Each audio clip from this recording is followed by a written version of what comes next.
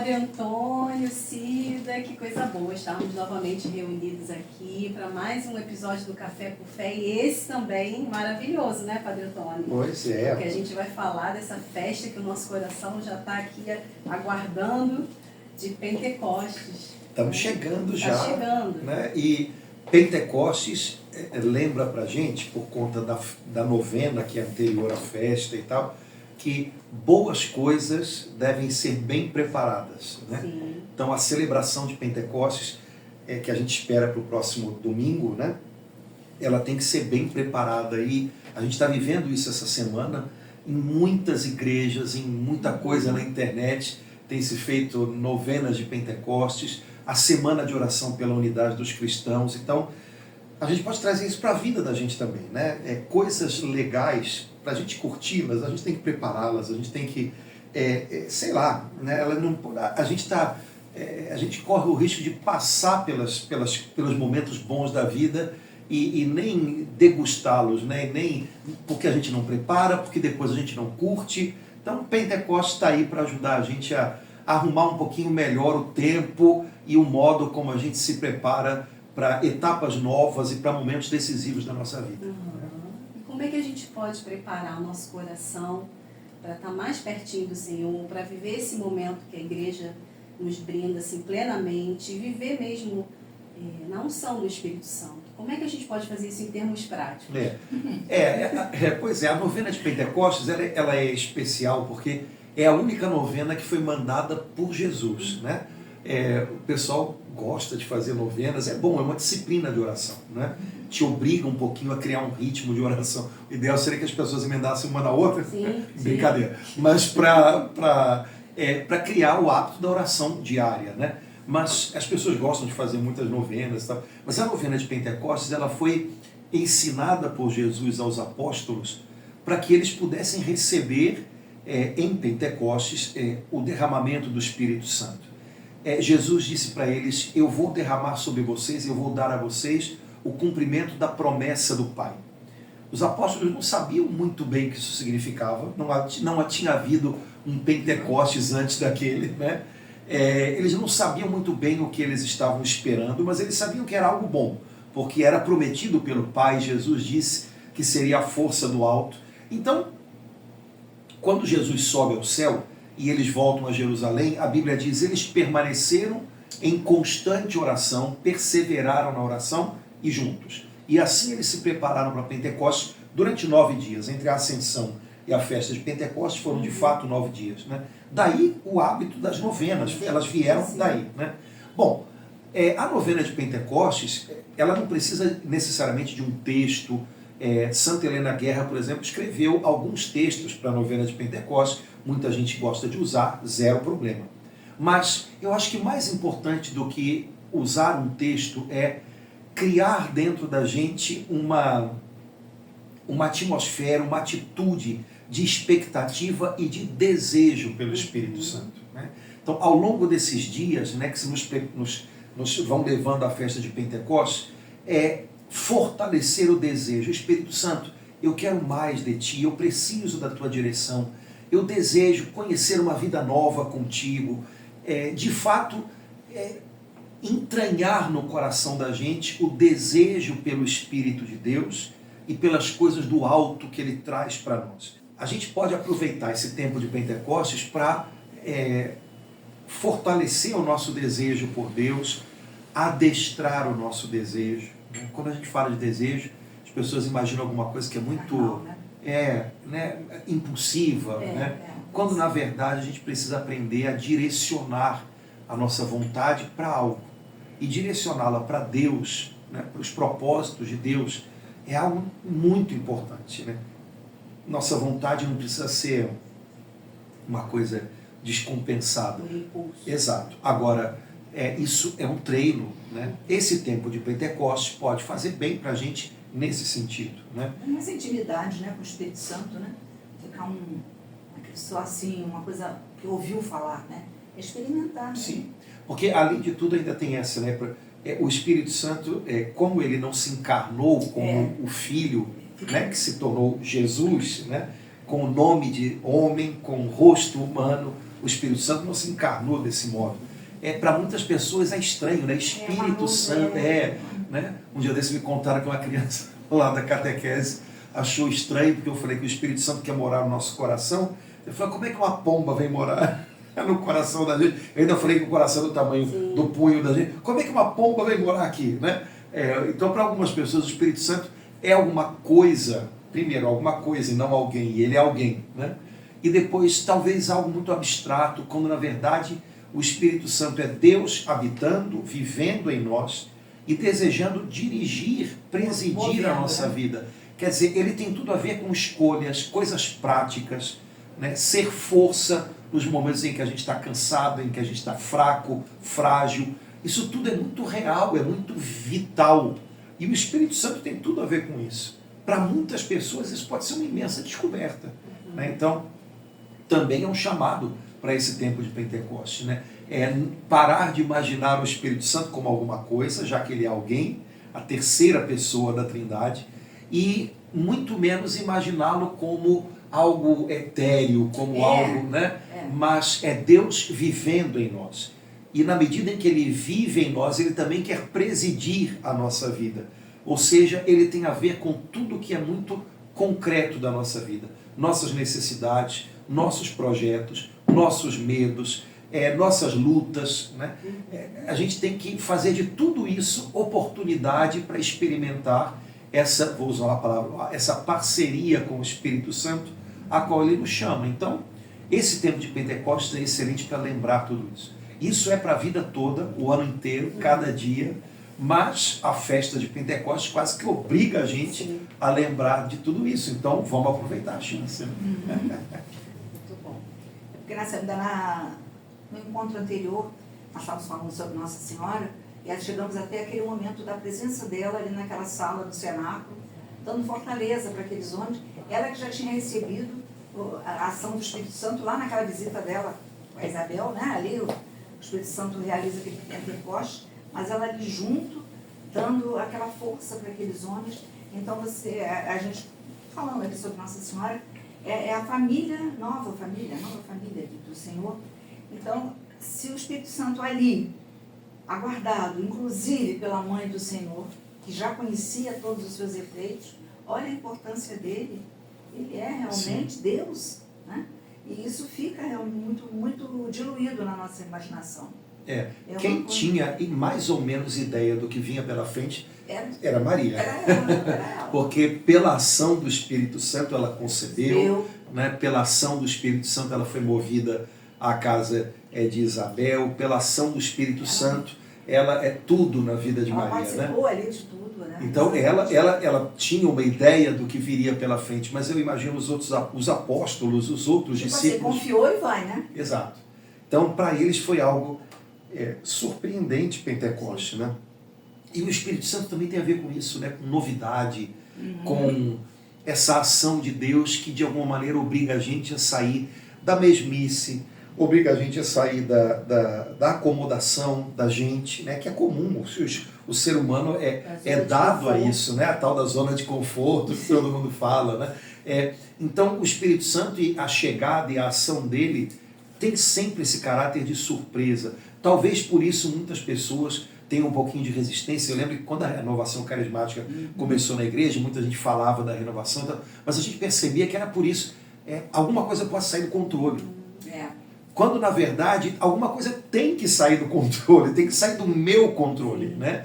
E estar no controle de Deus e ser de acordo com o propósito de Deus e a direção de Deus. Ele tem caminhos alternativos que eu não conheço, ele tem maneiras mais perfeitas que eu não conheço. Então, eu lembro disso e acho muito engraçado isso, né? As pessoas às vezes iam ao grupo de oração e ficavam nervosas, tensas, porque parecia que tinha algo saindo do controle. E a gente é tão chegado num controle que até na igreja, num grupo, aquilo dali dava um susto. Você imagina na vida da gente, né? Então, Pentecostes eu acho que tem muito a ver com isso, né? É algo surpreendente, é algo que desinstala a gente, que faz a gente perceber que chegou outro momento. Você não pode estar mais preso ao que já passou. o Espírito Santo trouxe aos apóstolos uma palavrinha grega bonita que o pessoal gosta de usar, parresia, que é uma espécie de coragem ousada para aquilo que deve ser feito, né? Então, a vinda dele sempre tem a ver com isso. Não é um descontrole. Descontrole também é algo que a gente é capaz de fazer, né? Mas é uma tirada do controle das minhas mãos e uma confiante entrega às mãos de Deus, crendo que o controle dele é suave e é determinado para me mostrar caminhos melhores, para me mostrar oportunidades onde antes eu não via. Até o dia de Pentecostes, os apóstolos estavam trancados no cenáculo, imaginando do lado de fora, até que prove o contrário, todo mundo é inimigo. Mataram Jesus, quem garante que não vão fazer a mesma coisa com a gente? A gente tem medo dessas pessoas, do que elas podem fazer conosco. E de repente vem o Espírito Santo e um dos primeiros efeitos é que eles abrem as portas do cenáculo e saem. E de repente aquelas pessoas que eram ameaça para eles entendem, não é tão importante o que elas podem fazer conosco. O importante é o que a gente tem a dar para eles, o que a gente pode fazer por eles. E aí muda tudo. Quer dizer, como é legal isso, nessa mudança de olhar. Eu, de repente, né, sem a ajuda do Espírito Santo, olho para as pessoas da minha casa, ou olho para as pessoas que trabalham comigo, como ameaças. Elas são problemas. Elas podem me fazer mal. Ok. Só que mas não é isso que deve controlar a minha vida. Quando Deus está no controle, Ele mostra, mas cara, você pode fazer algo bom por essa pessoa. Você não precisa ter medo, você não precisa senti-las sempre como ameaça. Né? Você tem algo a fazer, você tem algo a dar. Aposta nisso, acredita nisso. Foi assim em Pentecostes, eu acho que é muitas vezes também assim na vida da gente. Né? Aqueles homens que eram tão tímidos, porque eram homens com pouca formação humana, né? Vindos de uma realidade tão... De repente descobriram que a gente carrega dentro é muito precioso. E arriscaram, né? Você só consegue arriscar alguma coisa quando você acredita que o que você carrega dentro vale, né? O potencial que você tem vale. Até nisso o Espírito Santo fez uma obra incrível na vida daqueles homens e pode fazer também na nossa, né? Uma pergunta bem tola que eu vou fazer, não sei. Uma pessoa morna, que se diz católico, é cristã, nunca experienciou nada do Espírito Santo, é meio descrente, ainda tem solução, né? Claro. Olha, primeiro a gente imagina o seguinte, se essa pessoa é cristã, Jesus prometeu o Espírito Santo a todos aqueles que creem nele. Então, de algum modo, se ela é batizada, se ela crê em Jesus, o Espírito Santo vive nela. Agora, talvez ele viva nessa pessoa como um dom presente, quase que foi sufocado. Certamente ele deve agir na vida dela de muitas maneiras que talvez ela nem perceba. Mas certamente ele também quer fazer mais. E aí, quando o Espírito Santo é gentil, quando não se dá espaço para ele, ele não atropela as coisas. Né? Então, talvez o segredo seja esse. Espírito Santo, eu quero mais te conhecer, eu quero mais ser conduzido por você. Eu fiz tudo muito do meu jeito até agora. Eu sempre tive respostas, eu sempre soube como é que tinha que ser e tal. Eu quero orar mais, eu quero te ouvir mais, eu quero perceber mais o que você me oferece para dar os passos melhores. É claro que isso vai exigir dessa pessoa que ela aprenda aos pouquinhos a, como é que a gente pode dizer, entrar no ritmo com o Espírito Santo. Né? É uma mudança de vida, né? Mas é altamente possível. Né? E talvez seja uma experiência muito legal. Eu lembro, comentei um dia desse lá na igreja, né, que quando a gente começou na renovação e tal, a gente ouvia muitas pessoas que não gostavam dizer assim, mas vocês acham que só vocês têm o Espírito Santo? E não é assim, e de fato não é. E eu lembro que na época eu li um livro... Não tinha vergonha de mostrar. Exato, eu li um livro do Frei Raniero Cantalamessa, né, que agora é cardeal, pregou para os papas e tudo. Ele disse uma coisa muito legal, ele falou assim, olha, não é uma questão de quem tem o Espírito Santo. Se somos cristãos, nós o temos. Então não é uma questão de quem o tem mais ou menos, porque ele é alguém, ele não é uma coisa que se tem aos pedaços, ele é alguém. A grande questão é o quanto ele nos tem. Eu achei isso muito bacana. Né? Então, todos nós temos o Espírito Santo. A grande pergunta é o quanto ele tem você, Magda, o quanto ele tem você, Cido, o quanto ele tem a mim. o quanto eu estou nas mãos dele, o quanto eu dependo dele. Ele pode contar contigo. Né? E aí isso é que faz a diferença. Então, primeira coisa, tirar da cabeça, eu não tenho o Espírito Santo, tira isso da cabeça. Você crê em Jesus, você é batizado, certamente ele habita em você, ponto. Agora a grande questão é, até aqui, o quanto ele teve você. E se você considera que ele pode ter mais você pode estar mais à disposição dele, você pode aprender a ser mais dependente dele, você pode buscá-lo mais. Vamos fazer isso, vamos fazer. Esse é o segredo, essa é a mudança. Por exemplo, se você percebe numa pessoa junto de você que está fazendo essa rejeição ao Espírito Santo, você entrar numa oração de intercessão é muito importante, sim, né? Sim.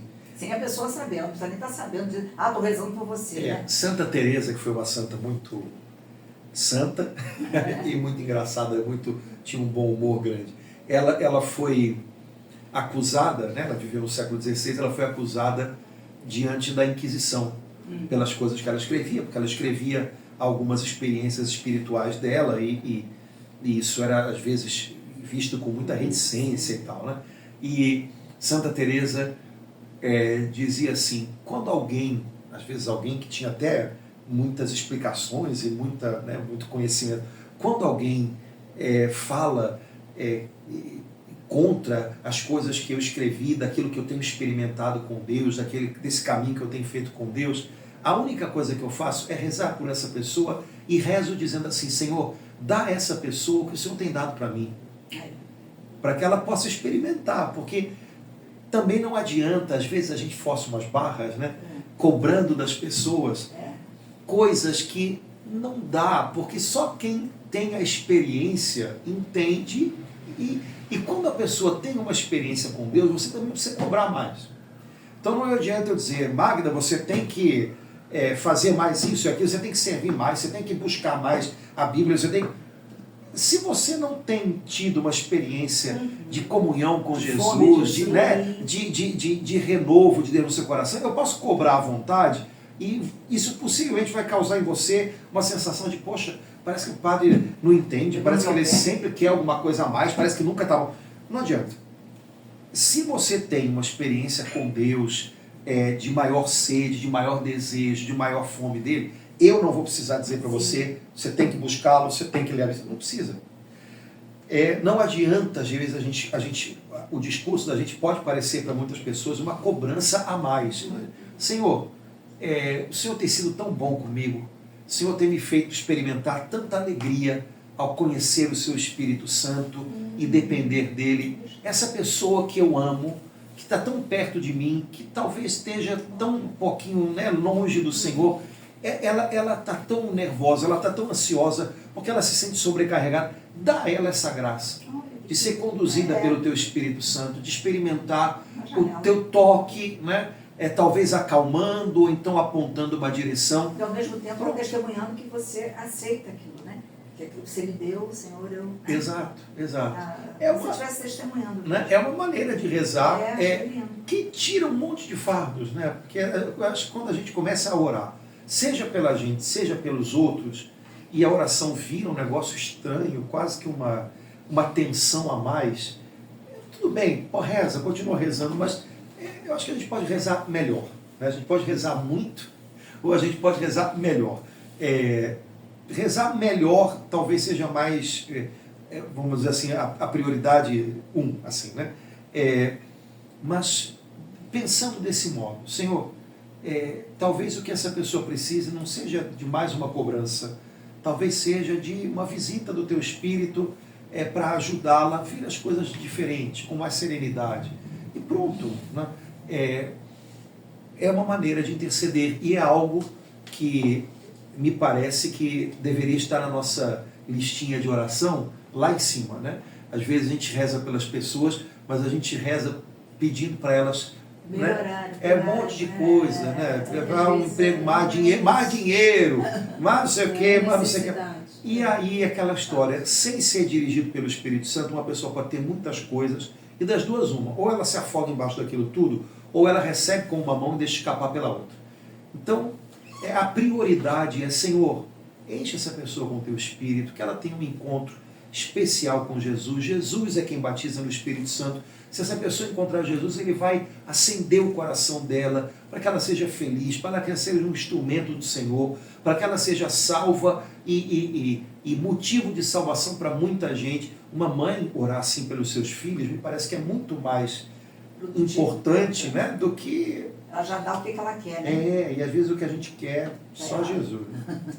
Padre, mas pensando assim, né, Cida, também nas pessoas ansiosas, né? Como é que a gente pensa, né? Porque a gente ora, clama e crê, mas na ansiedade são vários dons, carismas, e às vezes as manifestações são diferentes para cada pessoa. Ah, sim, a pessoa ansiosa, ela quer tudo Quer quer tudo para ontem e não percebe a manifestação do Espírito que Deus dá a ela. Pois é, isso é um Ela problema. quer ter Né? arrepio. Né? Não, ou então ela quer o do outro, né? Que é o mais comum. A grama né? do vizinho. A tendência da gente é estranho isso, né? Porque quando São Paulo fala sobre os dons do Espírito Santo, as manifestações do Espírito Santo na vida da gente, ele sempre diz que o que Deus dá para a gente é para o outro. Então eu não deveria invejar o que Deus deu para você, mas eu deveria entender o seguinte: se Deus deu um dom para você, se Deus te faz fazer tal coisa, é para me beneficiar. Então o que Deus dá para você é para mim, é para servir a mim. Então ao invés de invejar o que Ele dá para você, eu deveria desfrutar do que Ele dá para você e descobrir também o que Ele dá para mim, para que eu possa servir melhor você. Agora, a gente só entende isso quando a gente lembra que a gente faz parte de algo maior, onde não há concorrências, né? Onde há complementariedade. Então, uma pessoa que imaginar o dom do outro seria tão melhor para mim, possivelmente ela não está percebendo e não está explorando os dons que Deus tem dado para ela. Aí a gente força a barra em algumas coisas que acabam não dando fruto e a gente perde oportunidades em outras coisas, né? Na igreja a gente percebe muito isso, né? Eu acho que em ambiente de trabalho, em família, é muito parecido. Como é desafiador e ao mesmo tempo como é maravilhoso conseguir colocar a pessoa certa no lugar certo.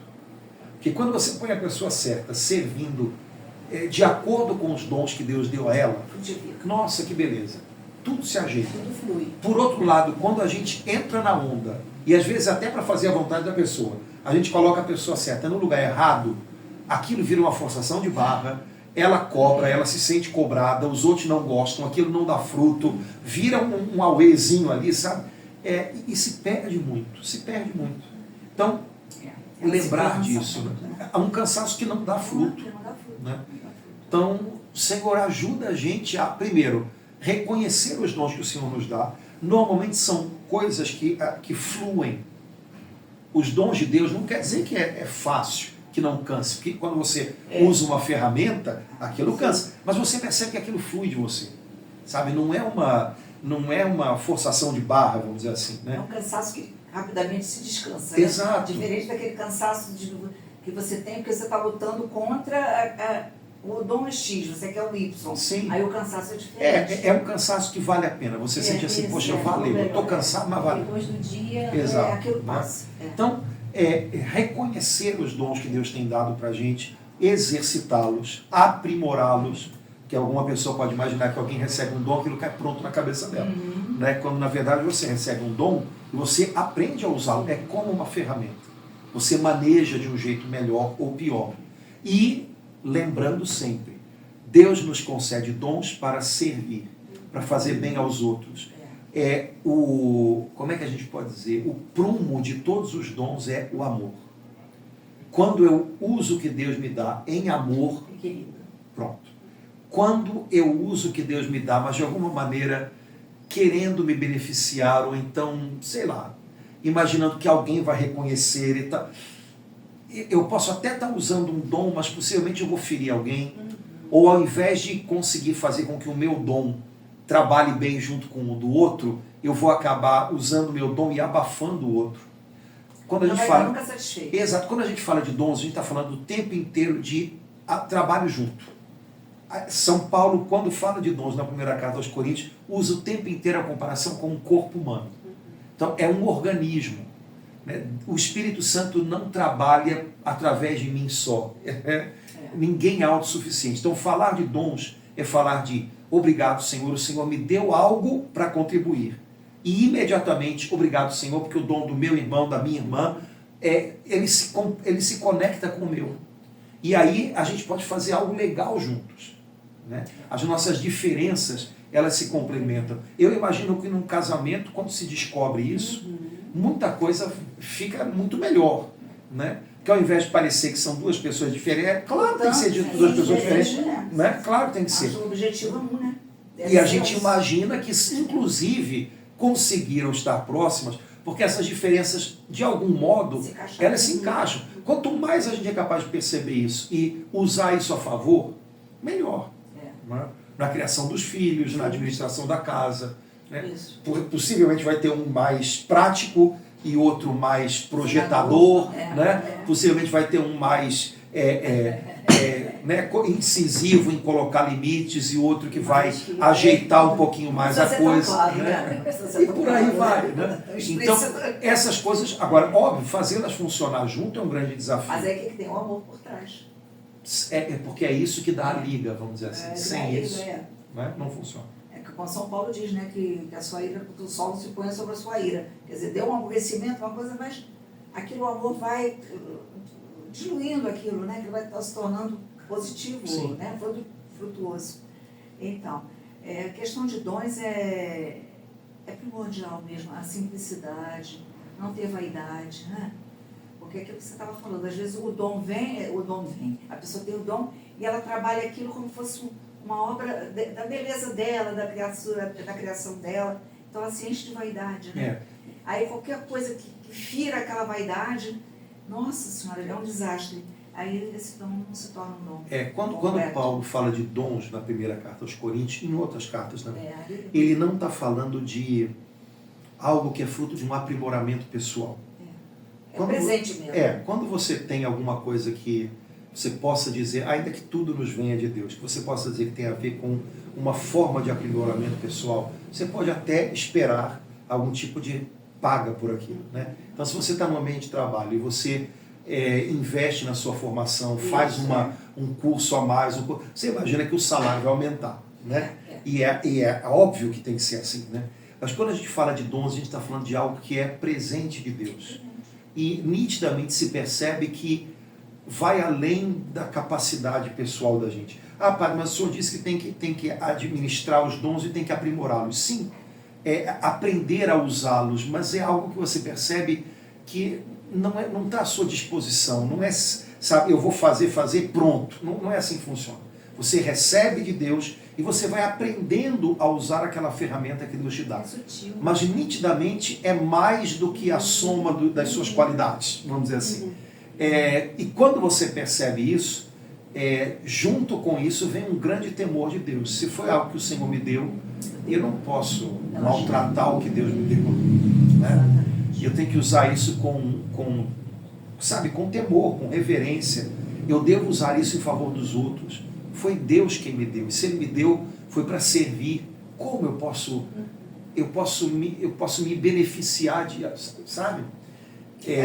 Me parece que Paulo hoje não daria muito certo com muitas práticas nossas, porque o tempo inteiro a gente se imagina como tendo que ser beneficiário daquilo que a gente faz. Paulo diz, bom, o operário merece seu salário, ok, mas eu acho que ele teria muito pudor em fazer algumas coisas, porque de graça recebeste, de graça deveis dar. Então, né, ninguém pode comprar os dons de Deus. Aliás, na Bíblia, no Novo Testamento, houve alguns que quiseram comprar e se deram muito mal. Porque não funciona desse jeito. Né? Então, reconhecer-se uma pessoa abençoada, reconhecer-se uma pessoa beneficiada, reconhecer-se uma pessoa que tem recebido. Então, eu constantemente estou numa posição de acolher, para que eu possa, então, também servir com generosidade esse duplo movimento. Né? Eu acho que é o segredo da vida cristã, do serviço cristão. E, no fundo, também da vida cotidiana do cristão em qualquer lugar onde ele esteja. Porque quando a gente fala de serviço cristão, a gente não está falando de serviço eclesial só, dentro da igreja. Né? O cristão é servo de Deus onde ele estiver. Então, em casa, com a família, no ambiente de trabalho, na sua vida social, na comunidade da qual ele faz parte. Então, em todos esses âmbitos, a lei maior do cristão é a lei do Evangelho. Então, isso serve para toda a vida da gente. Quando Paulo fala, né, o amor é paciente, nesse texto, ele fala muito isso, né? O amor é assim, ele não é escandaloso, ele se alegra, então isso tudo é como se fosse o dom, né? Sim. O dom não é escandaloso, a pessoa tem aquele dom de ser boa, de ser generosa, de ajudar os pobres. Não precisa transformar isso numa bandeira pública, né? Ela faz aquilo sem arrogância, como ele diz lá, né? Sendo suporte para o outro. E isso só mesmo na ação do Espírito Santo, porque a vaidade ela entra no coração. A gente é a gente. A gente é a gente. A gente é a gente. Nada em nós surpreende a Deus. É verdade. Não, mas né? Agora com o Espírito Santo você vai se percebendo. Sim. Estou vaidoso demais aqui eu estou procurando. Será que isso aqui é para minha autopromoção? Ou será que isso aqui é para promover mais o amor de Deus, né? Antigamente, a gente aprendia, né, que as coisas que a gente faz, né, os serviços que a gente tem na igreja, enfim, tudo, né, na vida de um cristão deve ter dois objetivos principais: a glorificação de Deus e a salvação das almas. Usando outra palavra talvez mais próxima do que a gente pensa hoje, a salvação desse mundo. Então, um cristão ele tem que ser regulado por esses dois eixos: a glória de Deus, toda a glória a Deus, tudo vem dele, volta para ele merece, ele é o centro, e a salvação do mundo, né? Deus me pôs aqui para ser instrumento dele, para fazer bem, para ser bênção, não para ser problema, né?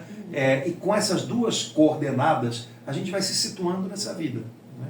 Então me parece que lembrar dessas coisas é importante, né? Fazer tudo para a glória de Deus, para o bem, para a salvação das almas, do mundo. Quando a gente se organiza nisso, é claro que vem aí a felicidade da gente, uma verdadeira felicidade, a paz, a possibilidade de uma vida de bem-estar dentro daquilo que é possível, né? Como diria Paulo, em todas as circunstâncias, né? Tanto vivo da penúria. Exato. Então, do meio vem tudo isso, mas as coordenadas são essas, né? O Espírito Santo, quando ele age na vida de alguém, quando ele conduz a vida de alguém, é para a glória de Deus, é para a salvação do mundo. E aí a gente se organiza. Então, é simples, é isso, não é complicado, né? E aos pouquinhos a gente vai ajustando, ou melhor, o Espírito de Deus vai ajustando a gente nessas coordenadas, né? Vai tirando a gente, né, desse impulso nosso, que é nosso, né?